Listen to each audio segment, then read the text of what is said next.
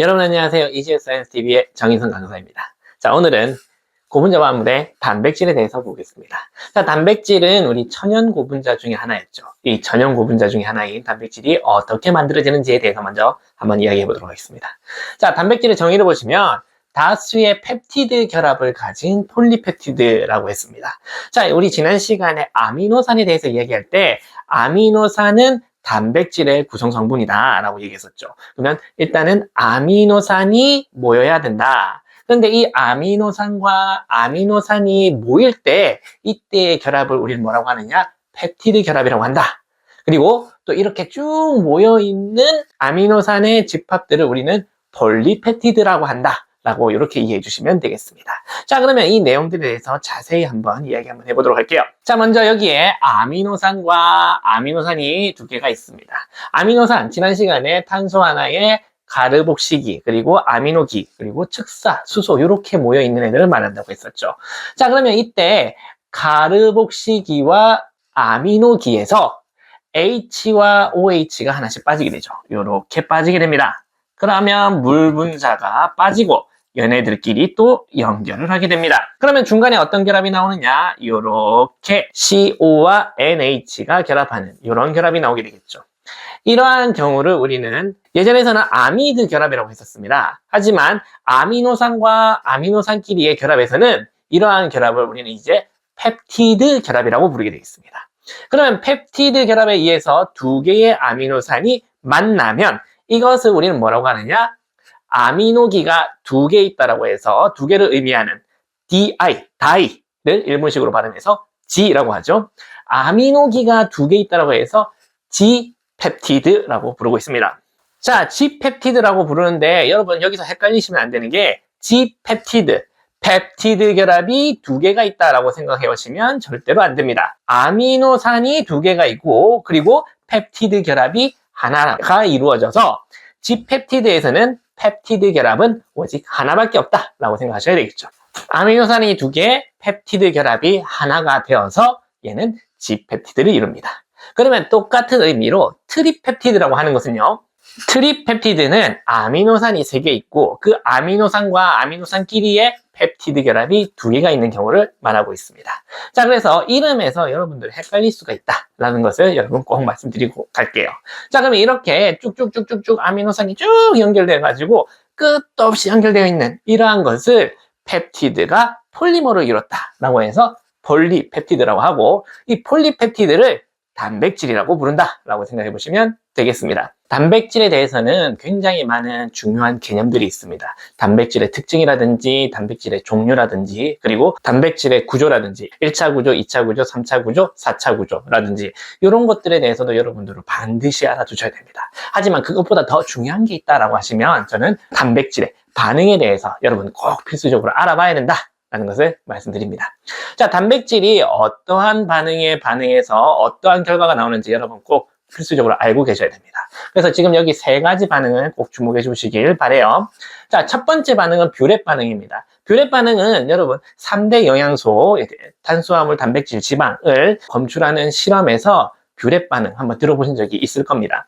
자, 그래서 뷰렛 반응이다라고 하면 단백질을 찾는 반응이다라고 생각해 보시면 되는데, 자, 중요한 거는 트리펩티드 이상의 폴리펩티드에서만 반응한다는 겁니다. 즉 아미노산 하나거나 아니면 아미노산 2개가 만나서 만들어지는 G펩티드에서는 이 뷰렛 반응은 일어나지 않는다라는 것을 꼭 기억하셔야 됩니다. 자, 그리고 또 어떠한 용액을 넣어서 반응을 시키는지도 꼭 알아두셔야 됩니다. 이재유 시험에서는 뷰렛 반응을 했더니 반응이 일어났다 이런 식으로 직접적인 언급은 잘 안 나오고 어떤 수용액에 NaOH와 황산구리를 넣었더니 색깔이 변했다. 그러면 이 용액에는 무엇이 들어있느냐? 라는 식으로 물어보는 경우가 많습니다. 자, 그래서 뷰렛 반응이라고 하지 않아도 어떤 용액이 들어가느냐를 꼭 아시고 그 결과에 따라서 단백질이 있는지 없는지를 아실 수 있어야 되겠습니다. 자, 그렇기 때문에 NaOH와 황산구리가 들어갔다 라고 하시면 뷰렛 반응이다 라고 여러분 인식을 하셔야 되겠죠. 자, 그래서 결과적으로는 적자색, 붉은 빛깔의 보라색이 나온다 라는 것을 알고 계셔야 되겠습니다. 자, 두 번째는 크산토 프로틴 반응입니다. 자, 일본어로는 키산토 프로테인 한노라고 부르지만, 자, 그냥 편의상 크산토 프로틴이라고 할게요. 자, 이때 벤젠을 포함한 아미노산이 있다. 벤젠을 포함한 아미노산이라고 하면 우리 지난 시간에 배운 적이 있죠. 지난 시간에 벤젠 하면 육각기둥의 기호를 나타내는데 이것을 배 고플 때 보면 우리가 이게 햄버거 패티처럼 보이더라. 햄버거 패티. 햄버거 패티. 벤젠은 패티다. 패티 해서 페닐아라닌과 티로신에 대해서 우리 꼭 기억하자라고 했었습니다. 바로 이 반응에 반응하는 아미노산인지 아닌지를 판단하기 위해서 여러분 꼭 기억하셔야 된다고 했었죠. 자, 어떤 단백질에 진한 질산을 넣고 가열을 하고 그리고 암모니아수를 넣어서 반응을 시켰더니 등황색, 즉 오렌지색이 나왔다라고 합니다. 그러면 이 단백질 안에는 누가 들어있다? 벤젠을 포함하는 아미노산이 들어있다. 즉 페닐아라닌과 티로신 중에 하나가 들어있다라는 것을 찾을 수가 있겠죠. 자, 그렇기 때문에 크산토 프로틴 반응이다 라고 해서 그 결과도 아셔야 되지만 누가 반응을 하고, 그러니까 이 단백질이 왜 반응하고 그리고 어떠한 용액을 넣어야 크산토 프로틴 반응에 효과가 있는지 여러분 꼭 기억하셔야 되겠습니다. 자, 세 번째는 황의 검출인데요. 황 하면 우리 S죠. 황을 포함한 아미노산이 있다. 황을 포함한 아미노산도 지난 시간에 기억해 두었죠. S, 즉 황을 먹기 위해서는 우리는 오리를 먹어야 된다. 오리를 먹을 때는 어떻게 한다? 오리 뒤에서 스매시를 때려야 된다. 그래서 S, 메티오닌과 시스테인이다 라고 이렇게 기억을 하셨어야 됐습니다. 자, 그래서 황을 포함한 아미노산에는 NaOH와 아세트산을 넣고 아세트산납, CH3COO2의 PB가 들어가야 되겠죠. 여기서 납이 중요합니다. 황과 납이 만났다. 그러면 우리는 PBS라고 하는 황화납의 검은색 침전이 만들어진다라는 것을 이미 알고 있죠. 그래서 이 반응에서는 황과 납이 만나기 때문에 검은색 침전이 만들어진다. 그래서 여기에는 아미노산 중에서 메티오닌과 시스테인이 있다는 것을 우리가 금방 찾을 수가 있겠죠. 자, 그래서 이렇게 아세트산 납을 넣었더니 검은색이 되었다. 그러면 황을 찾는 반응이다 라는 것을 꼭 기억하셔야 되겠습니다. 이것은 최근에 이재유 기출문제에서도 출제가 됐었습니다. 그러니까 여러분들 이러한 반응을 여러분 꼭 기억해 두셨으면 좋겠네요.